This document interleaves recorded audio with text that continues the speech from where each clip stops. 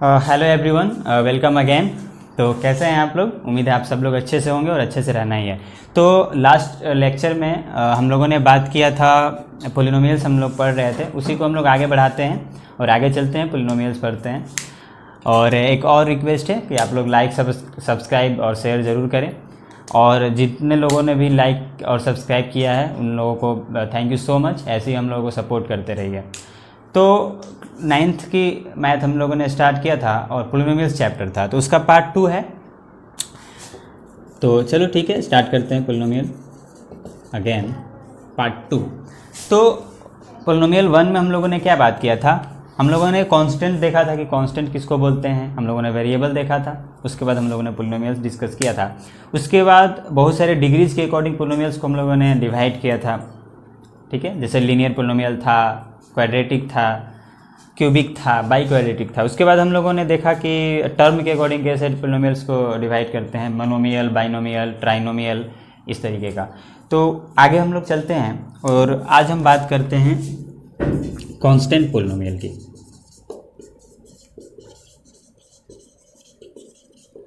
और एक और इन्फॉर्मेशन मैं आप लोगों को दे दूं, थोड़ा सा इम्पोर्टेंट है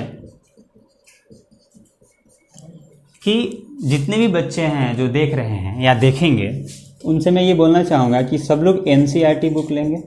सबके पास होगा ही एनसीईआरटी, बेसिक एनसीईआरटी है। एनसीईआरटी का हर क्वेश्चन आपको सॉल्व करना है। आप आदर्श अग्रवाल करो, आप आरडी शर्मा करो, या कोई और अच्छी कॉम्पिटिटिव बुक बनाओ, लेकिन सबसे ज़्यादा आपको जो इंपॉर्टेंस देना है वो एनसीईआरटी को देना है। चाहे वो मैथ्स हो, चाहे वो फिजिक्स हो, चाहे वो केमिस्ट्री हो, किसी भी सब्जेक्ट अगर आप पढ़ रहे हो तो आप एनसीईआरटी को सबसे ज़्यादा फॉलो करो। तो सबसे पहले हम बता दें कि एनसीईआरटी का हर क्वेश्चन आपको करना है खुद से। हमारे हर लेक्चर के लास्ट में जब पोलिनोमियल्स एंड हो जाएगा, उसके लास्ट में हम लोग एनसीईआरटी के हर एक्सरसाइज को डिस्कस करेंगे, सारे एक्सरसाइजेज को। और उन सारे एक्सरसाइज में जितने भी क्वेश्चंस होंगे, उन सारे क्वेश्चंस को मैं यहाँ पे बोर्ड पे आप लोगों को बताऊंगा। सारा क्वेश्चन सॉल्व करेंगे, A to Z क्वेश्चन, एक भी क्वेश्चन छूटेगा नहीं। और अगर किसी को आर एस अग्रवाल में किसी क्वेश्चन में प्रॉब्लम है, आर डी शर्मा या किसी अदर बुक में किसी को प्रॉब्लम है, तो वो आप कमेंट में मुझे कमेंट कर दीजिएगा, हम लोग आपको पोस्ट कर देंगे आंसर सोल्यूशन जो भी है। या आप हमारे व्हाट्सएप ग्रुप को भी ज्वाइन कर लेते हैं, हम डिस्क्रिप्शन में दे देंगे। या आप मुझे भी डायरेक्टली मैसेज कर सकते हैं। मेरा जो कॉन्टैक्ट नंबर है वो है 8700052375। तो मुझे व्हाट्सअप कर सकते हैं, ठीक। चलो टाइम वेस्ट नहीं करते हैं और हम लोग आगे पढ़ते हैं। तो कांस्टेंट पोलिनोमियल किससे बोलते हैं? तो कांस्टेंट पोलिनोमियल क्या होता है कि the polynomial containing one term only, सिर्फ एक टर्म उसमें होगा, और वो टर्म क्या होगा? That is a non zero constant, ठीक है। वो कांस्टेंट कैसा होगा? एक नॉन जीरो होगा। नॉन जीरो करने का मतलब क्या होगा कि वो जीरो नहीं होना चाहिए। जैसे एग्जांपल हम बात करते हैं, टू एक कांस्टेंट पोलिनोमियल है। कैसे? टू एक कांस्टेंट पोलिनोमियल है क्योंकि एक नॉन जीरो भी है, यानी कि ये जीरो नहीं है, और एक कांस्टेंट वैल्यू भी है ये। तो एक कांस्टेंट वैल्यू हो गया तो 2 हो गया, तो ये क्या कहलाएगा? कांस्टेंट पोलिनोमियल कहलाएगा। -2 भी कहलाएगा, 6/5 भी कहलाएगा, 11/15, ये सारे क्या हैं? कांस्टेंट पोलिनोमियल होते हैं, ठीक है। एक इंपॉर्टेंट पॉइंट इसमें है जो आपको हमेशा याद रखना है कि जो डिग्री होता है, द डिग्री ऑफ ए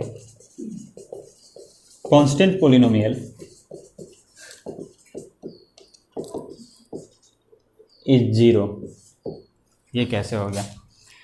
तो जो डिग्री होता है किसी भी कांस्टेंट पोलिनोमियल का, वो 0 होता है। कैसे होता है ये देखते हैं। सपोज मैं एक एग्जांपल लेता हूँ कांस्टेंट पोलिनोमियल का, 2 को ही ले लेते हैं। तो 2 का डिग्री 0 क्यों होगा? तो मैंने आपसे बताया था कि किसी भी टर्म को x का पावर 0 से मल्टीप्लाई कर दो। मान लो यहाँ पे x का पावर 0 छुपा हुआ रहता है ना, तो x का पावर 0 अगर, क्योंकि x का पावर 0 = 1 होता है, तो 2 × 1 यानी कि 2 ही वैल्यू होगा। इसके वैल्यू पे कोई फर्क नहीं पड़ेगा। ये पहले भी 2 था, अब भी 2 था, यानी कि x का पावर 0 माना जाता है कि छुपा हुआ है। तो मैंने बताया था कि इसको क्या बोलते हैं? कोएफिशिएंट बोलते हैं। और इसके बाद जो वैल्यू होता है वो उसके डिग्री को डिनोट करता है। तो यहाँ पे x का पावर 0 है, तो इसका डिग्री क्या है? 0 है। x का पावर 0 है और एक्सपोनेंट 0 है, इट मीन्स डिग्री 0 है, तो इसलिए जो कांस्टेंट पोलिनोमियल होता है उसका डिग्री क्या होता है, हमेशा 0 होता है। मान लो हम 10 की बात करते हैं, 10 इंटू एक्स का पावर 0, तो इसका भी डिग्री क्या होगा, डिग्री विल बी 0। तो the degree of a constant polynomial is 0, ये आपको हमेशा याद रखना है, कंठस्थ कर लेना है, ठीक है। उसके बाद हम लोग बात करेंगे कांस्टेंट पोलिनोमियल के बाद हम लोग बात करेंगे जीरो पोलिनोमियल की। किसकी बात करेंगे, जीरो पोलिनोमियल की। जीरो पोलिनोमियल क्या होता है, the polynomial containing one term, इसमें भी वन ही टर्म होता है और इसमें कोई नॉन जीरो कांस्टेंट टर्म नहीं होता है, इसमें बस एक ही वैल्यू होता है और वो होता है 0। हाँ, जीरो को हम लोग जीरो पोलिनोमियल बोलते हैं, यानी कि डेट इज 0।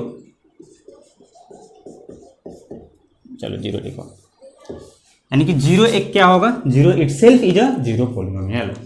अब इसमें एक इंपॉर्टेंट पॉइंट है, जिस तरीके से डिग्री कांस्टेंट पोलिनोमियल का 0 था, वैसे ही the degree of a zero polynomial is not defined, यानी कि जीरो पोलिनोमियल का जो डिग्री होता है वो डिफाइंड नहीं होता है। We can not define the degree of a zero polynomial. क्यों, चलो हम 0 लिखते हैं, तो इसका डिग्री क्या होगा, तो तुम बोलोगे कि इसको x का पावर 0 से मल्टीप्लाई कर दीजिए, 0 इंटू 1 इक्वल टू 0 ही होगा।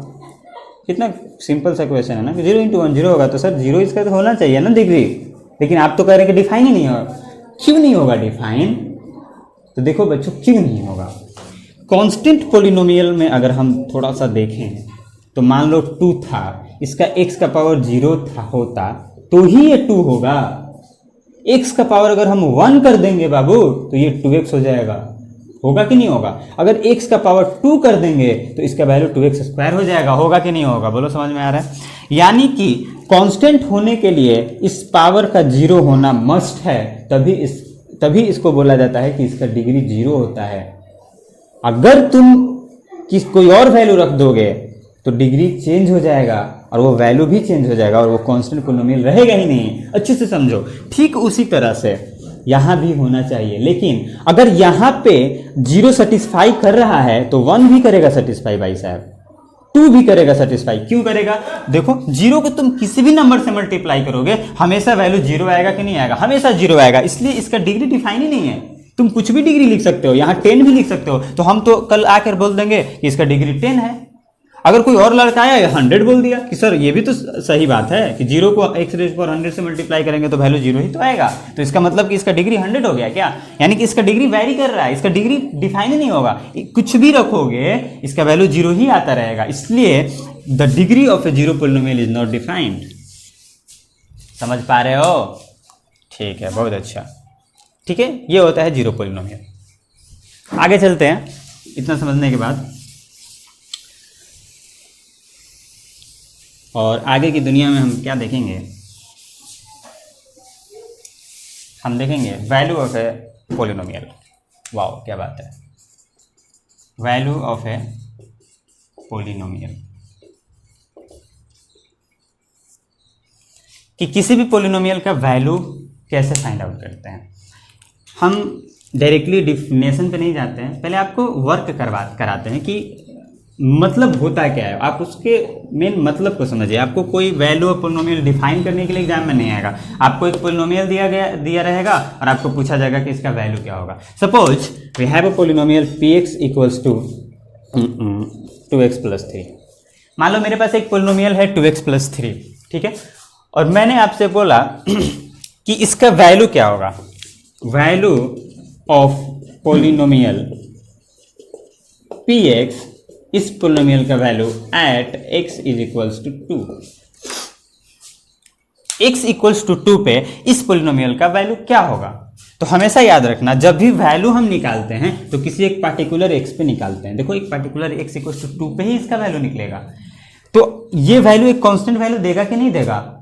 यानी कि अगर x के प्लेस पे बोला 2, तो तुम क्या करो इस एक्सप्रेशन में, यानी कि जो मेरा पोलिनोमियल है ना, जहां जहां भी x है वहां वहां तुम 2 पुट कर दो। यानी कि put x equals to 2 in px। तो जब हम 2 पुट करेंगे px में तो px कुछ p ऑफ 2 इस तरीके का दिखेगा, दिखेगा कि नहीं दिखेगा, और ये किस तरीके का दिखेगा, 2 इंटू 2, x के प्लेस पे 2 पुट कर दिए प्लस 3, तो वैल्यू क्या हो जाएगा, 7 आ जाएगा। यानी तब हम लोग बोलेंगे कि इस पोलिनोमियल का वैल्यू 7 है, कहाँ पे, एट x इक्वल्स टू 2 पे। अगर हम तुमसे पूछें at x is equals to 100 क्या होगा भाई, तो एट x इक्वल्स टू 100 निकालना है तो p ऑफ 100 लिखेंगे, p ऑफ 100 लिखेंगे, और हम क्या बोलेंगे कि p ऑफ 100 इक्वल्स टू क्या होगा, 2 इंटू 100 प्लस 3, यानी कि ये हो जाएगा 203, होगा कि नहीं होगा। तो ये होता है वैल्यू, किसी भी पोलिनोमियल का वैल्यू निकालने का यही मेथड होता है, ठीक है, अच्छी बात है। तो क्वेश्चन कर लोगे, हो जाना चाहिए। और अगर हम इसको सिस्टमेटिक ढंग से लिखाएं, अगर कोई बच्चा बोलेगा नहीं आप तो बताइए कि कैसे इसका डिफिनेशन कैसे होगा, तो हम वैल्यू ऑफ ए पोलिनोमियल कैसे निकालेंगे कि value of A polynomial is obtained by putting x is equals to alpha in px at x is equals to alpha. The value of a polynomial is obtained by putting x is equals to alpha in px, जहाँ पे वो पूछा, ठीक है। और वो जो value होगा वो वैल्यू इक्वल्स टू होगा पी ऑफ अल्फा।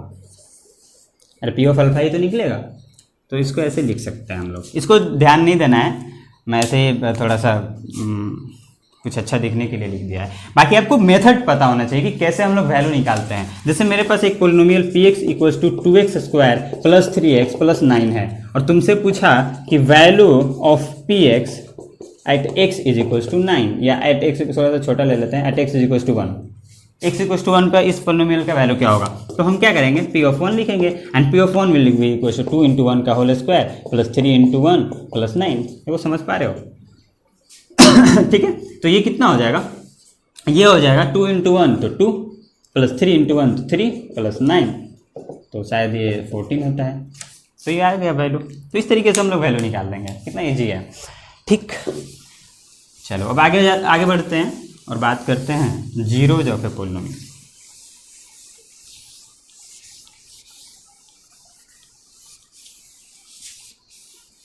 ठीक, अब हम लोग बात करेंगे जीरोज ऑफ ए पोलिनोमियल।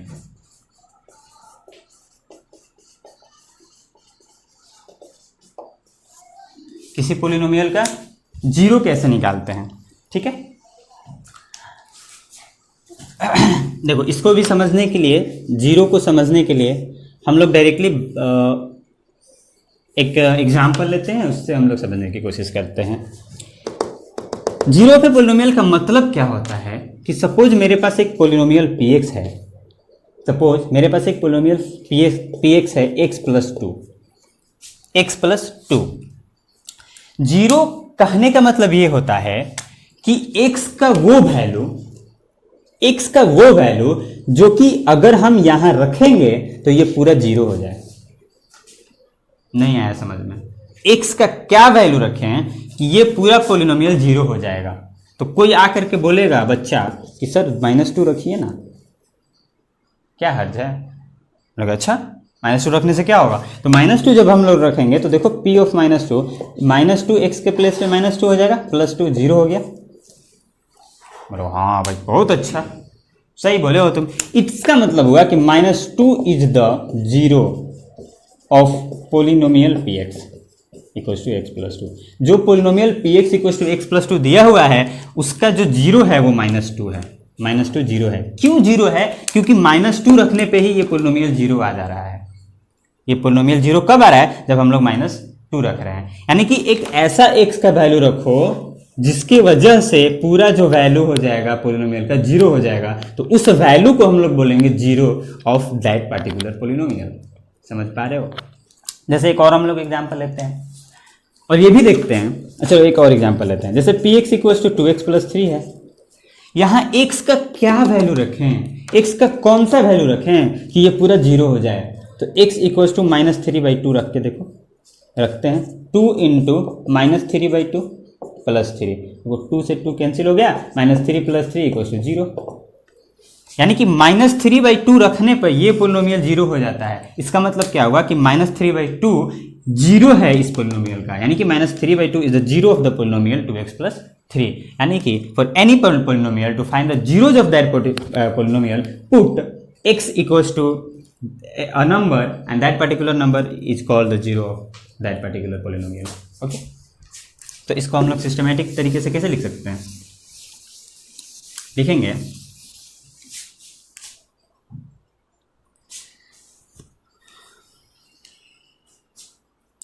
क्या लिखेंगे कि मान लो at x is equals to alpha, at x is equals to alpha जो हमारा पोलिनोमियल होता है px becomes 0,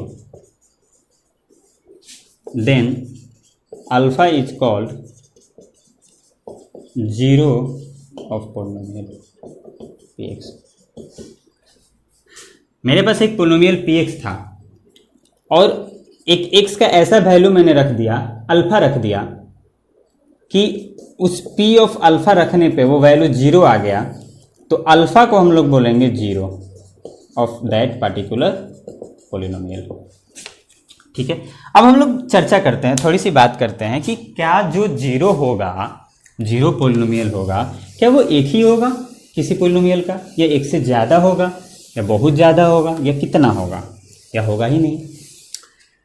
तो देखो बच्चों, जो जीरो होता है किसी भी पोलिनोमियल का वो ज़रूरी नहीं कि एक ही होता है, वो ज़्यादा भी हो सकता है। कैसे?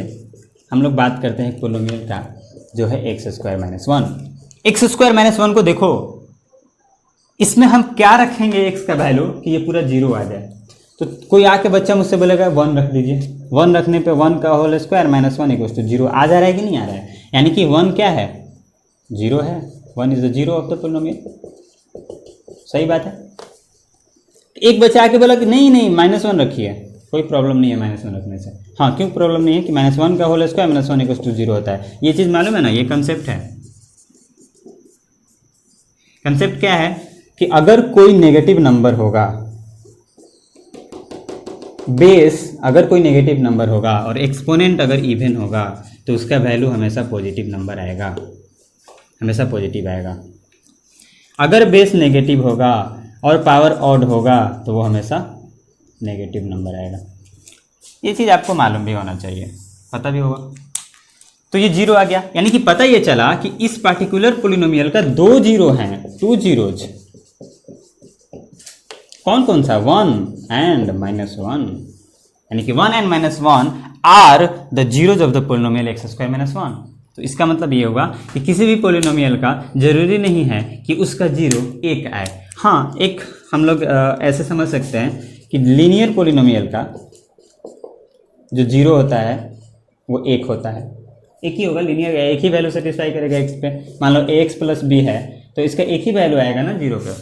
और अगर हम क्वाड्रेटिक की बात करें, क्वाड्रेटिक पोलिनोमियल का जिसमें x² वाला टर्म आता है, जैसे x² समथिंग समथिंग, देखो इसमें x² वाला है, तो इसमें 1 भी हो सकता है, 2 भी हो सकता है, या नहीं भी हो सकता है, 3 नहीं हो सकता है। 1 हो सकता है, 2 हो सकता है, या नहीं भी हो सकता है। हायर स्टडीज में हम लोग जाएंगे तो थोड़ा और ज़्यादा डिस्कस करेंगे। अभी आप लोगों को इतना ही जानना है कि 1 हो सकता है, या 2 हो सकता है, या नहीं भी हो सकता है। ऐसा भी हो सकता है कि कोई नंबर ही सेटिस्फाई नहीं करे। ठीक है, क्यूबिक का 3 होगा, ऐसे बाइक्वाड्रेटिक का 4 होगा, तो वो हम लोग देख लेंगे आगे। ठीक है, 0 समझ में आया। अब हम लोग कुछ क्वेश्चंस करते हैं।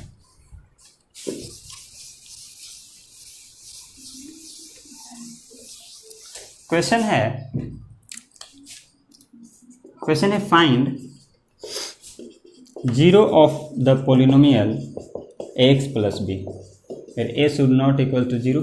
ये तो आप सबको लास्ट में बताया था मैंने क्लास में। और A B belongs to real number, ये R denotes real numbers, confuse नहीं होना है। आर क्या डिनोट कर रहा है? रियल नंबर का। यहाँ पे ए भी रियल नंबर होता है ना, बताया था ना मैंने पिछले क्लास में, ए भी रियल नंबर होता है और यहाँ पे ए 0 नहीं होना चाहिए। ठीक है, तो जो मेरे पास पोलिनोमियल है वो क्या है? x + b है। इसका हमको 0 बताना है।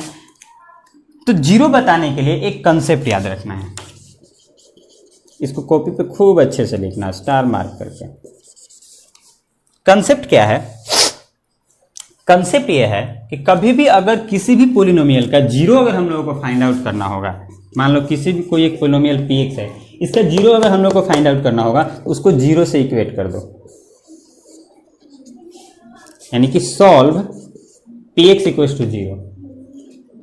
px इक्वल्स टू जीरो लिखें।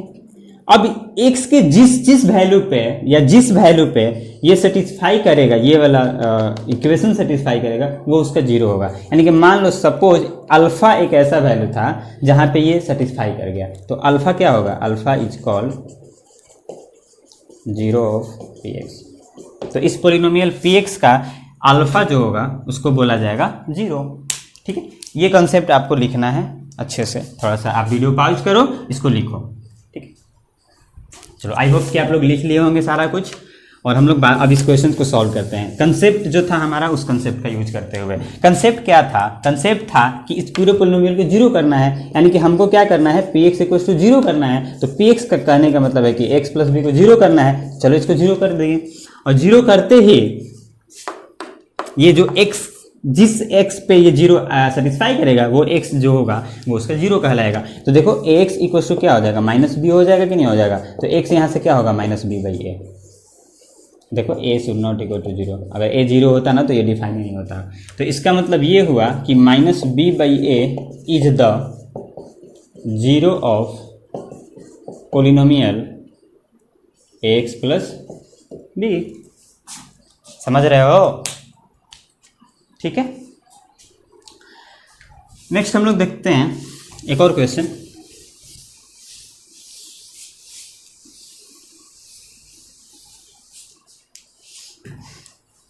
क्वेश्चन है आपके एनसीईआरटी में भी ये मिल जाएगा क्वेश्चन कि चेक वेदर 2 and -2 आर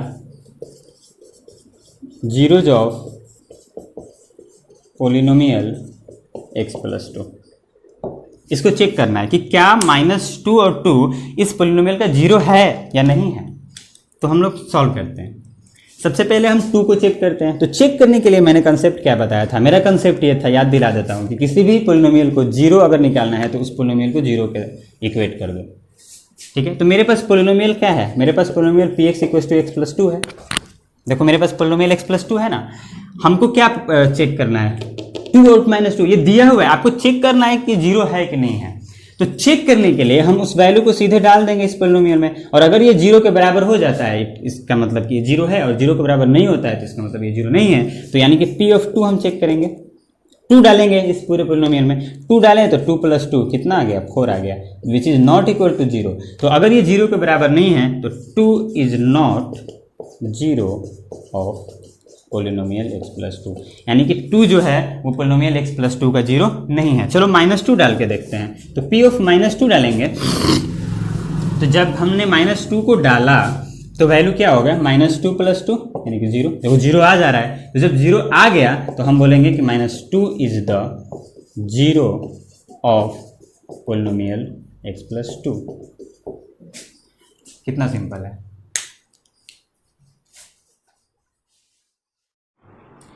ठीक है, तो अब हम लोग नेक्स्ट टॉपिक पे बात करते हैं। नेक्स्ट टॉपिक हमारा है क्या है? हाँ, division algorithm. Okay, division algorithm इन पोलिनोमियल। मेरा कॉन्टैक्ट नंबर जो है वो है 8700052375। तो जिनको भी डाउट होगा या जो भी सजेशंस देना होगा आप मुझे व्हाट्सअप कर सकते हो, आप मुझे FB पे भी सर्च कर सकते हो। ठीक है, whatever. And again I am requesting all of you to please subscribe, like and share my channel Crackboard, so that हमें भी कॉन्फिडेंस मिले और हम भी अच्छा डिलीवर कर सके आपको। जो भी डाउट होगा आप कमेंट में भी आप कमेंट कर सकते हो। तो डिवीज़न एल्गोरिदम क्या होता है बच्चों? तुम लोगों ने सुना होगा बहुत पहले ज़माने में एक रिमाइंडर थ्योरम नाम का चीज़ होता है, जिसमें डिविडेंड इक्वल्स टू और divisor into quotient plus remainder type पे कुछ चीज़ें होती हैं, तो ये चीज़ सुना होगा, उसी को हम लोग डिवीजन एल्गोरिदम बोलते हैं। इसमें कुछ टर्म्स हैं जो काफ़ी अजीब अजीब लगेंगे, बट आपको उतना ज़्यादा परेशान होने की ज़रूरत नहीं है, आप साथ रहिए, समझ में आएगा। तो देखो मैं यहाँ पे कुछ लिखता हूँ, ठीक है। सबसे पहले डिवीजन एल्गोरिदम को ही लिख देता हूँ। वो क्या होता है कि dividend equals to divisor into quotient plus remainder. हर टर्म का अपना एक मीनिंग होता है जो आपको मालूम होना चाहिए कि डिविडेंड किसको बोलते हैं, डिवाइजर किसको बोलते हैं, कोसेंट किसको बोलते हैं, रिमाइंडर किसको बोलते हैं। जैसे मान लो इसको 3 से हमको डिवाइड करना है, तो 3 2 6 ऐसे डिवाइड करते हैं ना, रिमाइंडर 0 भी यहाँ लिखते हैं। तो यहाँ पे जो ये 3 होता है, यही तो होता है डिवाइजर, इसको डिवाइजर बोलते हैं। इस 6 को डिविडेंड बोलते हैं, इसको कोसेंट बोलते हैं और इसको रिमाइंडर बोलते हैं। और यही होता है डिवीजन एल्गोरिदम, ठीक है। तो इतना एल्गोरिदम में ज़्यादा डीपली नहीं जाएंगे, पर फिर भी ये थोड़ा टॉपिक जो है ना, यहाँ से एक फैक्टर थ्योरम वगैरह आपको पढ़ना है, रिमाइंडर थ्योरम, तो थोड़ा सा ज़्यादा फोकस करना है यहाँ पर, ठीक है। तो dividend equals to divisor into quotient plus remainder, ये मेरा डिवीजन एल्गोरिदम है, इसको याद रखना है। इसमें सपोज जो मेरा डिविडेंड है, सपोज मान लो वो px है, डिविडेंड क्या है, px है।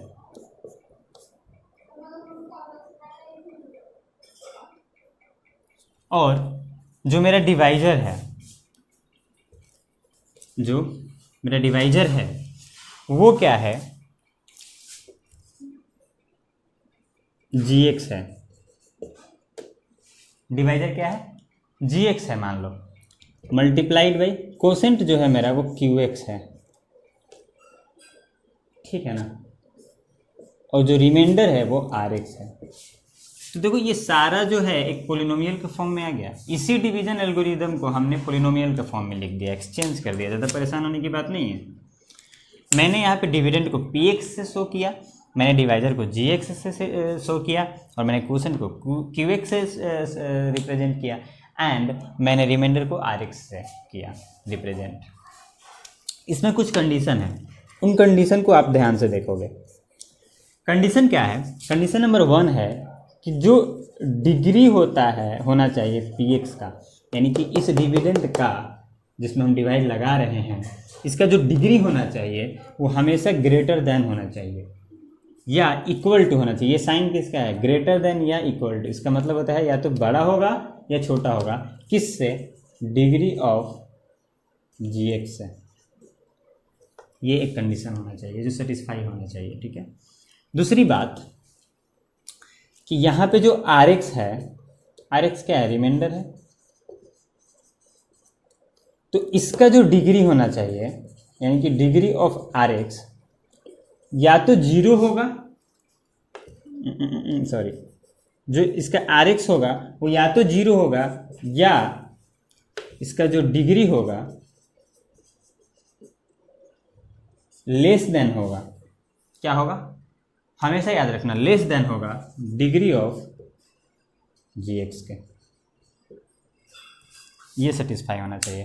तो यही तुम्हारा पूरा डिवीजन एल्गोरिदम है। इसको आप अच्छे से छापो, कॉपी पे एक अच्छी जगह पे इसको नोट आउट करो, छापने में कोई कमी नहीं होनी चाहिए, ठीक है। चलो, इतना भारी भरकम मैंने कुछ क्या क्या लिखवा दिया, तो इसको एक क्वेश्चंस के थ्रू हम लोग अच्छे से समझ जाएंगे, सिंप्लीफाई करेंगे इस पूरे टर्म को, ठीक है।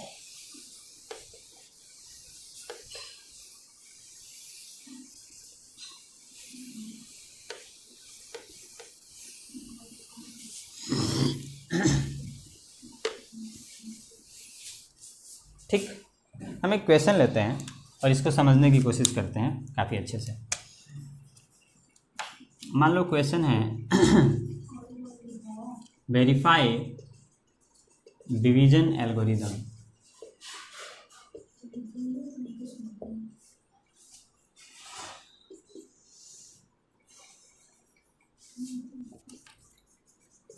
px इक्वल्स टू 3x का power 4 plus 4x cube plus 2x plus 9 ये मेरा एंड जो हमारा gx है वो x प्लस 2 है। इसको अच्छे से देखेंगे, इसको वेरीफाई करना है, ठीक ना। कैसे करेंगे वेरीफाई? सबसे पहले हम यहाँ पे दो चीज़ें देख रहे हैं, एक px और एक gx। मेरा पहला कंडीशन क्या था, आपको याद होना चाहिए कि जो डिग्री होता है px का वो बड़ा या बराबर होना चाहिए डिग्री ऑफ gx का। पहला कंडीशन डिवीजन एल्गोरिदम का पहला कंडीशन सेटिस्फाई हो रहा है कि नहीं? देखो px का डिग्री कितना है, 4 है। डिग्री ऑफ px कितना है? डिग्री ऑफ px कितना है भाई? 4 है। और डिग्री ऑफ gx कितना है? डिग्री ऑफ gx कितना है? Degree of gx equals to 1 है, x का पावर। तो डिग्री जो है px का वो gx से छोटा है कि नहीं है ना? तो एक तो कंडीशन सेटिस्फाई हो गया। या हम इसको एक लॉन्ग डिवीजन मेथड से, जो आप डिवीजन नॉर्मली करते हो, इसको सॉल्व करने की कोशिश करते हैं। इसका मतलब यही हुआ ना कि x प्लस 2 को डिवाइड करो 3x का पावर 4 प्लस 4x का क्यूब प्लस 2x प्लस 9 से। चलो इसको डिवाइड करते हैं, आज हम लोग बच्चों वाली काम करते हैं, इसको डिवाइड करते हैं। तो इसमें हम क्या करेंगे कि इसको देखेंगे और इसको देखेंगे। इसका कोएफिशिएंट कितना है? 3 है और इसका कोएफिशिएंट कितना है? 1 है। इन दोनों के कोएफिशिएंट से मल्टीप्लाई कर दो, तो 3 इंटू 1 3, तो यहाँ लिखो 3, समझे? अब देखो यहाँ x है और यहाँ x का पावर 4 है, तो x में क्या मल्टीप्लाई करेंगे कि x का पावर 4 आ जाए? x क्यूब करेंगे। x में मल्टीप्लाई करेंगे x क्यूब, तभी ना x का पावर 4 आएगा। तो इसका मतलब यहाँ पे x क्यूब करेंगे, तब x क्यू और ये मिल करके क्या हो जाएगा? x का पावर 4 आ जाएगा। अब इसको इस पूरे से मल्टीप्लाई करो। देखो 3x क्यू को x से करोगे तो 3x का पावर 4 आएगा, आएगा कि नहीं आएगा? प्लस अब 3x क्यू को 2 से करोगे तो 2 3 जा 6, 2 3 जा 6 और x क्यूब आएगा। अब देखो साइन चेंज होता है, आपको मालूम होगा, माइनस हो जाता है और ये माइनस, ये प्लस का माइनस, ये प्लस का माइनस हो जाएगा। तो ये देखो कट जाएगा, क्या कट गया? अब ये कितना बचेगा? ये प्लस का 4x क्यू है, ये माइनस का 6x क्यू है, तो माइनस वाला वैल्यू ज़्यादा है तो माइनस साइन आएगा। और यहाँ कितना हो जाएगा? 2x क्यू, और ऊपर से क्या उतरेगा? Plus 2x plus 9। अगेन वही काम हमको करना है। यहाँ पे देखो, यहाँ पे प्लस है और यहाँ पे क्या है? माइनस है। तो प्लस को माइनस इंटू करोगे तो माइनस आएगा, तो यहाँ माइनस देना अनिवार्य है, कंपलसरी है आपको। माइनस हो गया। यहाँ कोएफिशिएंट 1 है, यहाँ कोएफिशिएंट 2 है, तो 2 इंटू 1 कितना आएगा? 2। तो यहाँ 2 लिखोगे, यहाँ क्या लिखोगे? 2। अब बात करते हैं x का। यहाँ x है और यहाँ x क्यूब है, तो यहाँ पे हम क्या लिखेंगे कि x क्यूब आ जाए? x स्क्वायर लिखेंगे। देखो x स्क्वायर को x से मल्टीप्लाई करेंगे तो x क्यूब आ जाएगा। तो अब इस -2x स्क्वायर को इस पूरे टर्म से मल्टीप्लाई करो, तो -2x स्क्वायर को x से करोगे तो -2x क्यूब आ जाएगा, आ जाएगा। Minus plus minus 2 into 2 4, x square into 1 x square. समझ पा रहे हो? फिर ये प्लस हो जाएगा, ये भी प्लस हो जाएगा, तो ये कैंसिल हो जाएगा। ये देखो ये भी प्लस है, ये भी प्लस है, ये प्लस का 4 है, ये प्लस का 2 है, तो ये 6 हो जाएगा। सॉरी यहाँ पे x आएगा, एक ही है ना, तो कुछ गड़बड़ हो रहा है क्या? नहीं, यहाँ x स्क्वायर आएगा, यहाँ x स्क्वायर आएगा। मैंने कुछ गड़बड़ किया है क्या? अच्छा, x स्क्वायर वाला टर्म ही नहीं है, चलो कोई बात नहीं, ठीक है। तो थोड़ा सा इसमें से वो करो ये कैंसिल हो गया। ये देखो ये प्लस का 4x स्क्वायर है, तो यहाँ क्या लिखेंगे? 4x स्क्वायर, और ऊपर से क्या आएगा? प्लस 2x आएगा और प्लस 9 आएगा। देखो यही होगा, बिल्कुल यही होगा। अब देखो यहाँ पे 1 है कोएफिशिएंट, यहाँ पे 4 है, और साइन के क्या है? दोनों का प्लस है, तो यहाँ प्लस आना चाहिए। यहाँ क्या आना चाहिए? प्लस आना चाहिए। यहाँ 1 है और यहाँ 4 है, तो यहाँ क्या आना चाहिए? 4 आना चाहिए। 4 में 1 से मल्टीप्लाई करोगे तो 4 आएगा। अब देखो यहाँ x है और यहाँ x स्क्वायर है, x स्क्वायर लाने के लिए हमको यहाँ x पुट करना पड़ेगा। जब हम x पुट करेंगे तो 4x इंटू एक्स, तो क्या हो जाएगा? 4x स्क्वायर हो जाएगा। 4x प्लस 2, तो प्लस 4 2 जा 8x, ऐसे कर दो। ये साइन चेंज होगा, माइनस, ये भी माइनस, ये देखो 4x² कैंसिल हो जाएगा, ये माइनस का है, माइनस का वैल्यू ज़्यादा है तो यहाँ माइनस साइन देंगे और यहाँ 6x हो जाएगा प्लस 9 हो जाएगा। ठीक है, थोड़ा सा ऊपर आप लोग देखेंगे नहीं दिख रहा होगा मे बी। अब देखो यहाँ पे -6x है और यहाँ पे +x है, तो साइन तो चेंज होगा क्योंकि यहाँ माइनस है, तो इसलिए यहाँ पे हम क्या देंगे, माइनस साइन देंगे। वो नीचे का नहीं दिख रहा था इसलिए मैं यहाँ पे लिखा हूँ। सेम चीज़ है इसके, इस पॉइंट के बाद यहाँ पे है, देखो यहाँ पे -6 आ गया, अब यहाँ प्लस है यहाँ माइनस है, तो हमको एक चीज़ ये समझ में आया, यहाँ माइनस तो देना ही पड़ेगा, तो मैंने माइनस दे दिया। यहाँ 1 है कोएफिशिएंट, यहाँ 6 है, तो यहाँ 6 से मल्टीप्लाई करेंगे तो -6x हो जाएगा। अब देखो x ही लाना था तो -6 × x, तो -6x हो जाएगा, तो यहाँ क्या हो जाएगा -6x। अब 2 × 6 प्लस माइनस माइनस हो जाएगा और 6 2 = 12, इस साइन चेंज होगा प्लस, ये भी प्लस, ये कैंसिल हो जाएगा और ये कितना बचेगा 21 बच रहा है, हो गया। तो यहाँ से हमको क्या समझ में आया, यहाँ से हमें दो चीज़ें समझ में आई।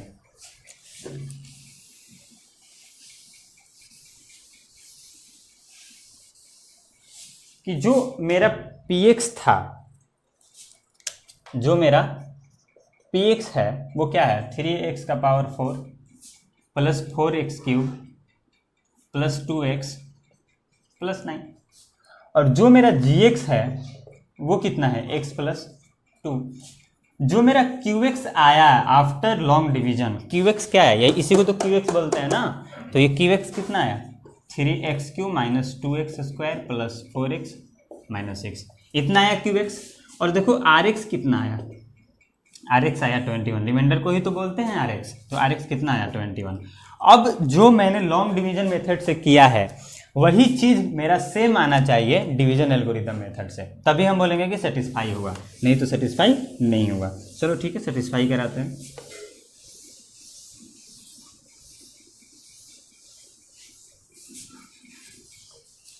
सेटिस्फाई कराते हैं।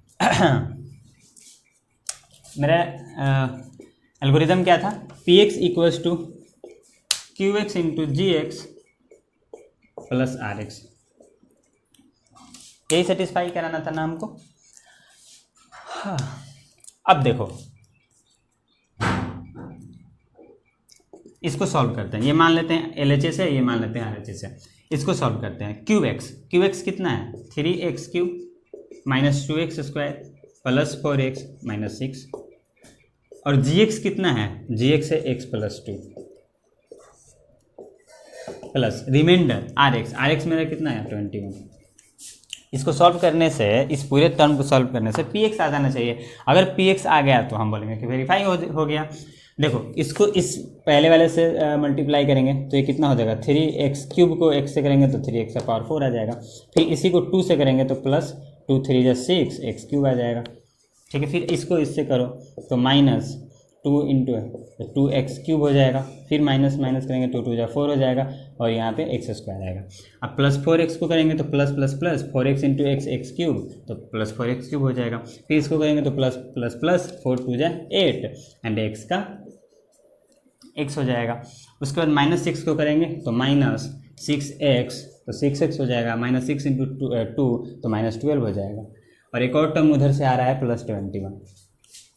ठीक है, तो मेरा टोटल क्या आया, 4 का पावर वाला एक ही टर्म है तो 3x⁴ हो जाएगा। 3 पावर वाला देखो कितना टर्म है 1 2 3, तीनों को सॉल्व करो, ये 6 है ये 4 है तो 6 4 10 और 10 - 2 8, तो +8 x³ +8 x³। ठीक है, कुछ गलत हो रहा है, कुछ गलत हो रहा है। ये मेरा है ना 3x³ - 2x² प्लस 4x - 6। ठीक है, इसको मल्टीप्लाई किया x + 2 से, इसको मल्टीप्लाई करेंगे इससे तो 3x⁴ हो जाएगा प्लस 3 2 = 6 x³। ठीक है, हाँ इसको फिर करेंगे तो -2 x³ - 2 2 = 4 x², सही है, प्लस 4x, यहाँ पे x² आएगा, x² आएगा कि नहीं आएगा,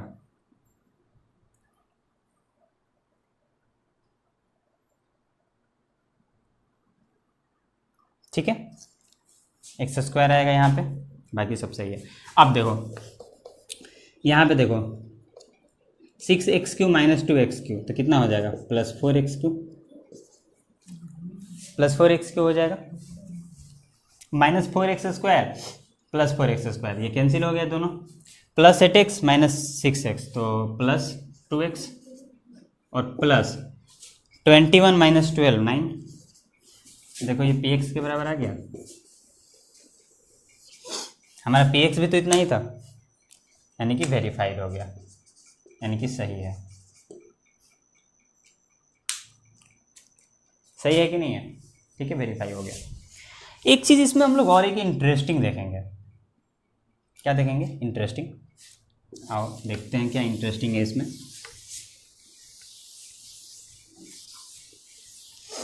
इंटरेस्टिंग ये है कि जो मेरा gx था, gx क्या था?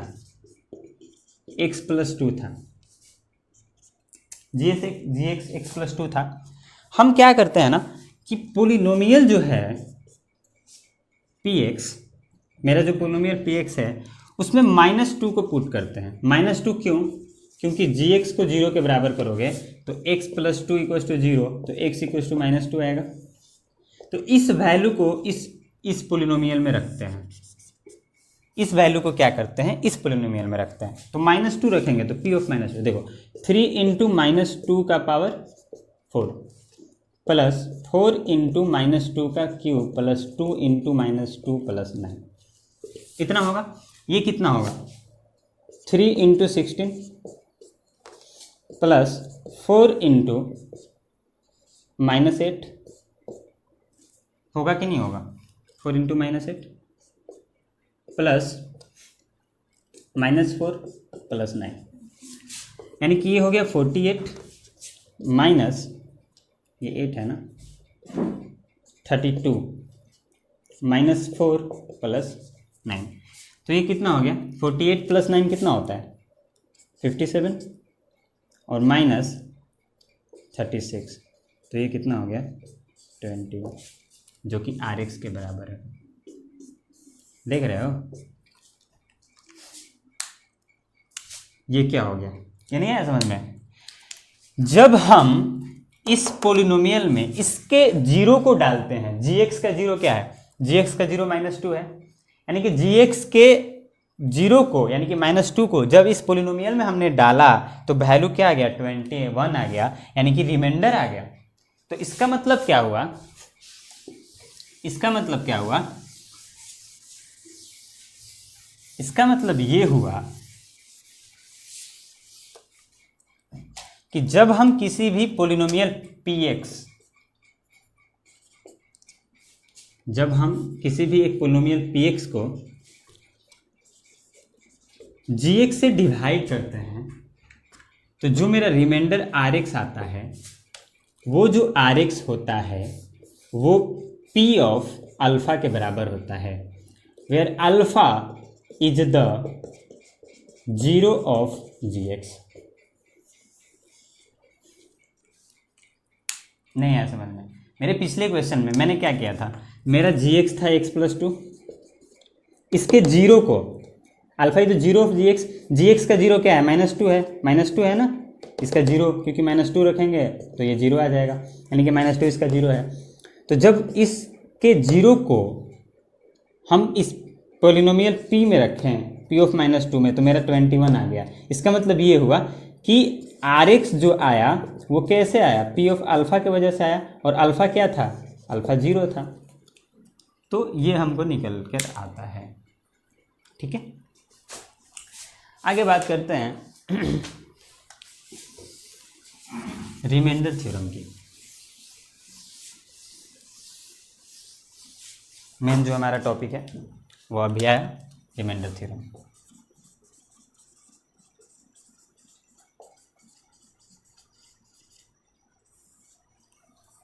रिमाइंडर थ्योरम क्या है? इसको थोड़ा लिख लो पहले कि let px be a polynomial of degree 1 और more, alpha be a real number.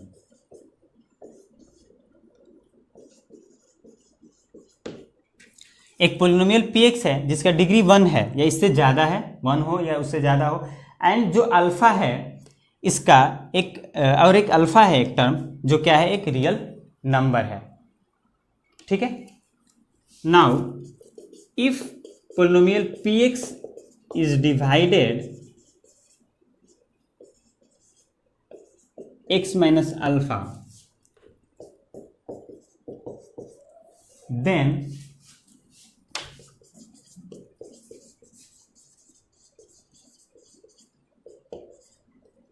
the remainder is p of alpha। ये है तुम्हारा रिमाइंडर थ्योरम कि सपोज पी एक्स एक पोलिनोमियल है, ठीक है, जिसका डिग्री 1 है या इससे ज़्यादा है, और एक अल्फ़ा एक ऐसा रियल नंबर है। अल्फ़ा क्या होना चाहिए, रियल नंबर होना चाहिए, रियल नंबर होना चाहिए, अल्फ़ा इमेजिनरी नंबर नहीं होना चाहिए। जब हम पी एक्स को डिवाइड करेंगे एक्स माइनस अल्फ़ा से, तो जो मेरा रिमाइंडर होगा वो पी ऑफ अल्फ़ा होगा। ये हमारा रिमाइंडर थ्योरम है। देखो अगर तुम्हें ये नहीं समझ में आया होगा तो हम इसको समझने की कोशिश करते हैं डिवीजन एल्गोरिथम थ्योरम के हेल्प से। डिवीजन एल्गोरिथम थ्योरम क्या कहता है कि P X equals to G X into Q X plus R X, where R X या तो 0 होता है या जो आर एक्स का डिग्री होता है वो लेस देन होता है डिग्री ऑफ जी एक्स, ठीक है। तो हम इसको कैसे लिख सकते हैं, मेरे पास एक पोलिनोमियल पी एक्स है और मेरे पास डिवीजर क्या है, एक्स माइनस अल्फ़ा है, यानी कि जी एक्स क्या है, ये जी एक्स जो है वो एक्स माइनस अल्फ़ा है, और ये पी एक्स है और जी एक्स है, ये एक्स माइनस अल्फ़ा है, इंटू क्यू एक्स। मान लो एक कोई क्वेश्चन क्यू एक्स होगा, कोई कुछ होगा, इसको मालूम नहीं है क्या है, प्लस आर एक्स, मान लो आर एक्स होगा, कुछ रिमाइंडर भी आएगा, है ना, कोई वैल्यू आएगा, ठीक है। अब ये बोल रहा है कि अगर हम इसको अल्फ़ा, क्योंकि इसका 0 क्या होगा, मैंने क्या बताया था कि किसी का भी रिमाइंडर निकालने के लिए, पिछले टॉपिक में मैंने बताया था कि रिमाइंडर निकालने के लिए एल्गोरिथम मेथड से रिमाइंडर निकालने के लिए हम क्या करेंगे कि जी एक्स का जो 0 है उसको पी एक्स में पुट कर देंगे। इसका 0 क्या है, अल्फ़ा है। क्यों अल्फ़ा है, क्योंकि x minus alpha equals to 0 कर देंगे तो x इक्वल्स टू अल्फ़ा आ जाएगा, यानी कि अल्फ़ा क्या है, इसका 0 है। यानी कि अल्फ़ा जो होगा, जब हम अल्फ़ा को इस पूरे पोलिनोमियल में पुट करेंगे, इस पोलिनोमियल में अल्फ़ा को पुट करेंगे तो वो रिमाइंडर आ जाएगा, वही रिमाइंडर होगा, ठीक है। तो हम दोनों तरफ अल्फ़ा पुट करते हैं। जब हम x के प्लेस पर अल्फ़ा पुट करेंगे तो p ऑफ अल्फ़ा होगा, तो p of alpha will be equals to x minus alpha. देखो तो x के प्लेस पे अल्फ़ा रख दो और माइनस अल्फ़ा कर दो, तो अल्फ़ा माइनस अल्फ़ा हो गया, इंटू क्यू एक्स प्लस जो मेरा रिमाइंडर आने वाला है वो भी x का ही टर्म होगा, तो प्लस आर एक्स हो जाएगा। अब देखो, अब यहाँ से क्या होगा कि p of alpha equals to, ये देखो अल्फ़ा माइनस अल्फ़ा क्या हो गया, 0 हो गया, और 0 किसी भी यहाँ पे कुछ भी हो उसको मल्टीप्लाई करेंगे तो 0 ही आएगा, यानी कि पूरा 0 हो गया, बचा क्या, आर एक्स, तो रिमाइंडर क्या आ गया, पी ऑफ अल्फ़ा के बराबर आ गया। तो मैंने यही तो बताया कि जब एक पोलिनोमियल को जिसका डिग्री 1 हो या उससे ज़्यादा हो और एक अल्फ़ा एक ऐसा रियल नंबर हो, और जब उस पोलिनोमियल को x माइनस अल्फ़ा से डिवाइड किया जाएगा तो जो रिमाइंडर होगा वो पी ऑफ अल्फ़ा होगा। देखो रिमाइंडर क्या आया, पी ऑफ अल्फ़ा आ गया, और यही होता है रिमाइंडर थ्योरम, ठीक है। रिमाइंडर थ्योरम जानने के बाद हम लोग इसको और अच्छे से जानेंगे, उसके लिए हमें कुछ क्वेश्चंस देखने पड़ेंगे, उसके लिए हम कुछ क्वेश्चंस लेंगे, उन क्वेश्चंस के बेसिस पे ही मैं आपको और अच्छे से बता सकूंगा कि रिमाइंडर थ्योरम क्या होता है, ठीक है। तो क्वेश्चंस देखेंगे। मान लो एक क्वेश्चन है, मेरे पास क्वेश्चन है कि find the remainder when polynomial px equals to 3x का power 4 plus 4x cube plus 9x plus 3, ये polynomial is divided by gx equals to x minus 2। ये मेरे पास एक क्वेश्चन है कि रिमाइंडर फाइंड आउट करना है, रिमाइंडर थ्योरम के ही बेसिस पे, ठीक है।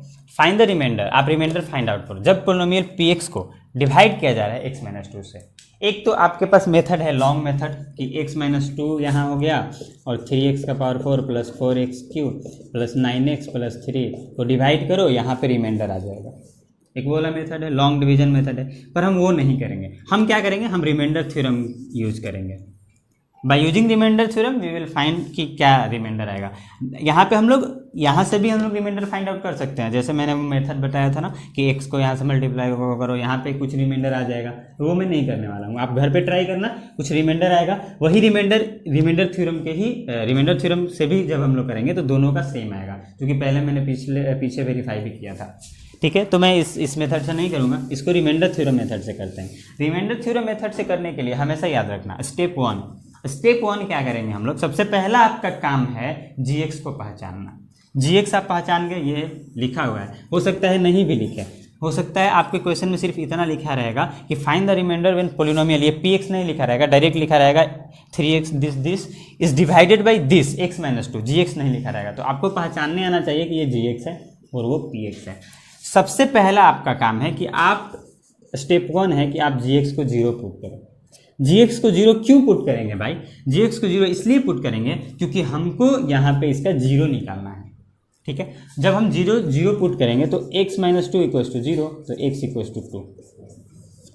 पहली बात कि x इक्वल्स टू 2 पे ये वैल्यू क्या हो गया, 0 हो गया, मतलब 2 इज द, तो हम लिख सकते हैं कि 2 is the 0 of polynomial gx equals to x minus 2। ये होता था। पिछले क्लास में हम लोगों ने रिमाइंडर थ्योरम में क्या देखा था, सॉरी पिछले सेक्शन में रिमाइंडर थ्योरम में हम लोगों ने देखा था कि सपोज एक px एक पोलिनोमियल है, qx है, gx है और rx है। तो हमने क्या देखा था कि जो मेरा gx होगा वो x माइनस अल्फा करके होगा, और इसमें जो अल्फा होगा एक ऐसा रियल नंबर होगा जब हम, जो कि इस gx का 0 होगा, और ये अल्फा को जब हम इसमें रखेंगे तो p ऑफ अल्फा ही क्या होगा, रिमाइंडर होगा। रिमाइंडर क्या होगा, p ऑफ अल्फा होगा। यानी कि अल्फा जो मेरा 0 आया ना gx से, उसको हम पोलिनोमियल में रख देंगे तो रिमाइंडर हो जाएगा, ठीक है। तो रिमाइंडर निकालने के लिए हम क्या करेंगे कि जो मेरा 0 रखने पर जो मेरा 0 आया है उसको पोलिनोमियल में रख देंगे। मेरा पोलिनोमियल क्या है, मेरा पोलिनोमियल px है 3x का power 4x cube plus 9x plus 3। तो सेकेंड स्टेप ये है कि जब आप जान गए कि 2 जो है वो 0 है, यानी कि ये अल्फा यही है, 2 ही तो है अल्फा। अब इस अल्फा को यानी कि इस 2 को इस पोलिनोमियल में रखना है, तो p ऑफ क्या रखेंगे, 2 रखेंगे। तो जब हम लोग p ऑफ 2 रखेंगे तो यहाँ देखो इसको सेटिस्फाई कराओ,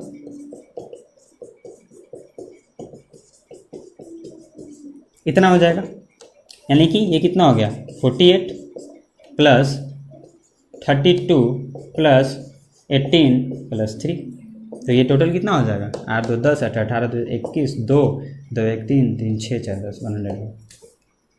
तो कितना है 101। तो हम लोग इसलिए बोल सकते हैं कि रिमाइंडर जो है वो कितना है 101, जो कि p ऑफ कितना है 2 है। तो कितना इजी तरीके से सिर्फ gx को 0 पुट करना है और 0 जिस वैल्यू के लिए आएगा उसको पोलिनोमियल में पुट आउट कर देना है, वो रिमाइंडर आ जाएगा। तो बाय यूजिंग रिमाइंडर थ्योरम कितने आसानी से हम लोग रिमाइंडर फाइंड आउट कर लिए। अगर यही तुमको लॉन्ग डिवीजन मेथड से फाइंड आउट करना होता तो काफ़ी लेंदी हो जाता, ठीक है। तो यहाँ से हम लोग डिवीजन में रिमाइंडर थ्योरम के यूज से हमने फाइंड आउट कर दिया रिमाइंडर क्या होता है। नेक्स्ट क्लास में हम लोग कुछ क्वेश्चंस करेंगे based on remainder theorem, then हम लोग फैक्टर थ्योरम देखेंगे, उसके बाद आइडेंटिटीज पढ़ेंगे जो हमारा लास्ट सेक्शन है, टॉपिक है। उसके बाद हम अपने चैप्टर को फिनिश करेंगे और उसके बाद मतलब नेक्स्ट क्लास में हम लोग एनसीईआरटी के सारे क्वेश्चंस करेंगे, सारे एक्सरसाइज। तो आप लोग सेक्शन वाइज पढ़िए। एनसीईआरटी के मैं एकदम मेरा अरेंजमेंट जैसे जैसे एनसीईआरटी में है ना टॉपिक, आप जाके देखोगे वैसे ही वैसी टॉपिक मिलेगा। और आप लोगों को क्या करना है कि पढ़ो, ये जब टॉपिक पढ़ लो तो उससे रिलेटेड क्वेश्चंस करो जो एनसीईआरटी में है, जो एग्जाम्पल है या किसी भी टेक्स्ट बुक का जो भी एग्जाम्पल है उसको करो। बारी बारी से एक्सरसाइज के सारे क्वेश्चंस करो, ताकि जब मैं एनसीईआरटी का सारा क्वेश्चंस कराऊं तो फिर आपको वहाँ पे प्रॉब्लम नहीं हो। आप सिर्फ चेक करो कि मैंने सही किया है कि नहीं किया है। वहाँ पे सिर्फ हम लोग आपको सिर्फ चेकआउट करना है। तो आप लोग काम करते रहो, ठीक है। जो भी है अभी कुछ करना भी नहीं है, और अच्छे से रहो, घर पे रहो और खूब पढ़ाई करो। Thank you so much.